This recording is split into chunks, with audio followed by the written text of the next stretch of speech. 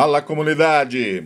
Peguei esse caderninho aqui que eu vou explicar algo para vocês. Olha só, ontem a pregação da pastora Simone, ela falou sobre o verbo, e o verbo era bara, ok? Por que ela falou esse verbo? Porque ela estava falando sobre Deus trazer à existência algo que é impossível. Para a gente não existe possibilidade. Não tem matéria-prima, não tem ferramenta, não tem recurso, não tem nada para poder gerar isso. E o bara, ele explica exatamente isso, né? Inclusive, ele significa criar. Então, o criar a partir do nada, né? A gente já vai ver onde que ele aparece, esse verbo aqui. Mas aparecem outros 3 verbos no momento da criação que vão apontar para criar, mas não significa criar do nada. Então, o outro verbo é o iatzá, que significa formar, no sentido de molde, ok? De moldar. E o outro é azar, que significa realizar. Eu já vou mostrar onde que esses verbos aparecem. Na nossa língua portuguesa, a gente consegue, dentro de um mesmo contexto, criar, formar e realizar. Né? Usar mesmo qualquer uma dessas 3 palavras dentro de um contexto único e não mudar o sentido da frase. Então, por exemplo, eu vou realizar a digitação de um texto, ok? Não existe texto e eu vou realizar. Ou eu vou formar um texto, ou eu vou criar um texto, né? No sentido de escrever algo. Né? Então, a gente consegue utilizar essas palavras na língua portuguesa sem mudar o significado do contexto. Mas quando a gente utiliza isso no hebraico, que é aí que vem a sacada, né? A gente aprender, às vezes, algumas palavras para entender a profundidade do texto. Esse verbo bara, ele vai aparecer, olha só, inclusive a pastora falou sobre esse texto ontem, em Gênesis capítulo 1, verso 1. Olha só, Gênesis capítulo 1, verso 1. A gente vai ver lá, ó, deixa eu pôr aqui para dar o foco, ó. No princípio criou Deus os céus e a terra. Quando que vai aparecer o bara? Aqui. Por quê? Nesse criar, não existia nada, não tinha ferramenta, não tinha recurso, não tinha matéria-prima, e Deus criou. É o bara. A gente precisaria formular uma frase só para explicar essa palavra. No hebraico existe uma palavra que explica toda uma frase, né? Seria esse o sentido. Então, ó, Bereshit, que inclusive Bereshit no hebraico é o nome do livro de Gênesis, tá? Gênesis é a palavra do latim, tá? Do grego e latim, que deu o nome do nosso livro. Mas no original é Bereshit o nome, porque é a primeira palavra do texto hebraico. Então, assim, ó, Bereshit bara Elohim et hashamayim ve'et haretz. Bereshit, no princípio, bara criou a partir do nada. Elohim, para quem estava na escola bíblica, aprendeu o prefixo e o sufixo de algumas palavras e viu que o El é geralmente Deus e o Rim é um plural. E essa palavra é um singular que é plural. Que é isso? É a Trindade, tá? É um Deus. Ponto, formado por 3 pessoas. É isso que está dizendo aqui, Elohim. A gente viu lá em contextos que o Elohim é utilizado em outras passagens para anjos e tal, mas não é o caso aqui. Aqui está falando da Trindade no sentido plural de uma pessoa, que é Deus. Ok? Então a gente está vendo aqui. Não 3 deuses, tá? 3 pessoas, um Deus. E aqui o Elohim é o El Deus, Rim plural. Como que a gente explica isso? Não existe forma de explicar isso no português, tá? Mas seria a palavra mais próxima à Trindade.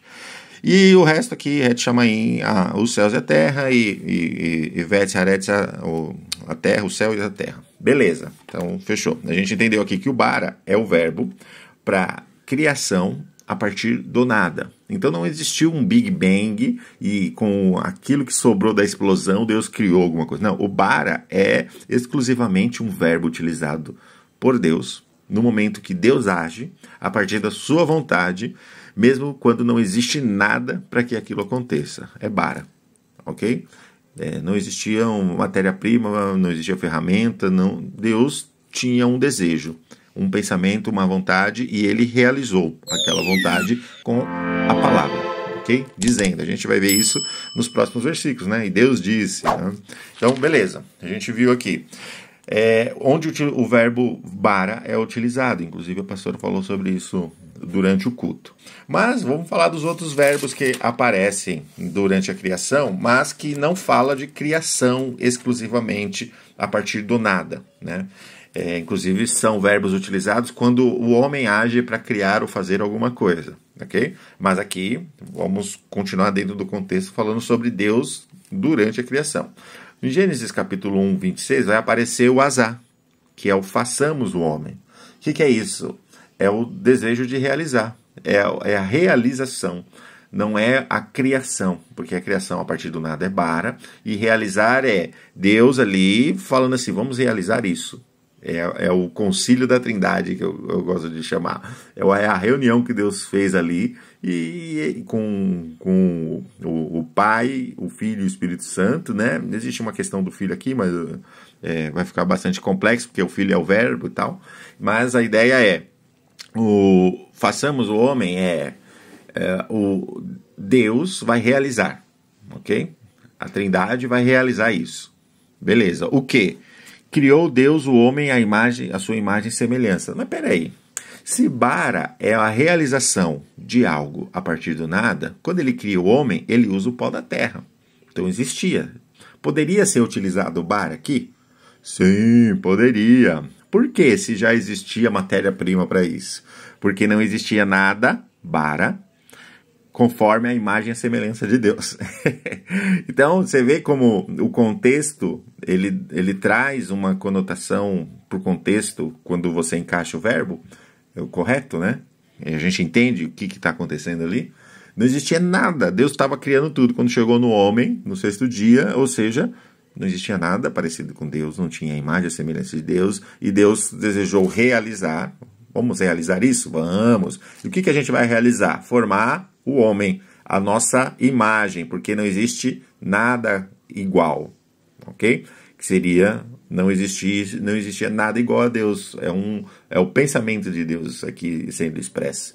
Não existia nada, vamos criar algo parecido com a gente, né? No sentido de imagem e semelhança, ok?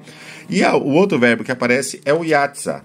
Então, a gente está aqui, deixa eu puxar para não dar o foco, ó, o yatsa está aqui, no 2:7. E formou Deus o homem. O que é o yatsa? É o molde, é o moldar. Tá? Então, o que aconteceu? Tinha matéria-prima, tinha o desejo, ok?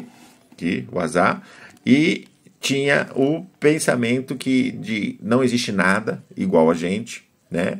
Ou melhor, não existe nada igual o que tem a imagem e a semelhança de Deus, melhor dizendo.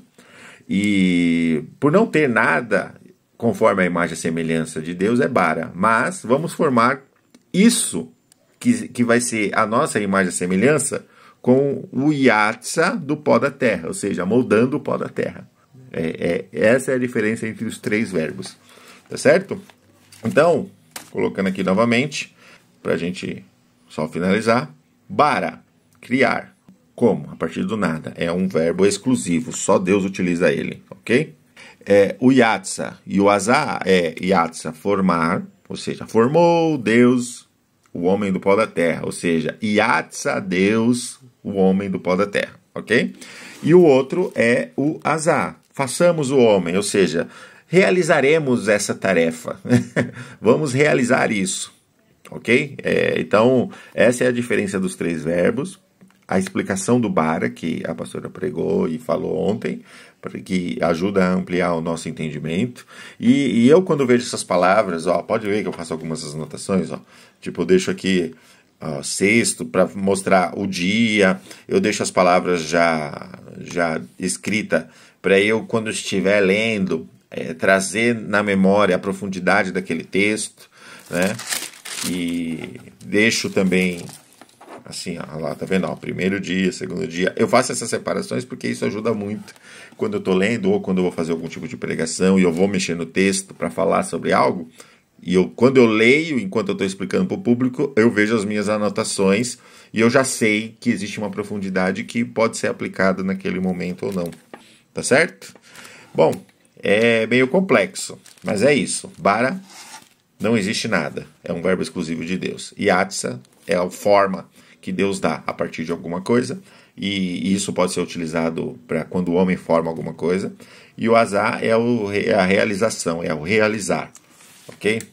Deus abençoe a todos.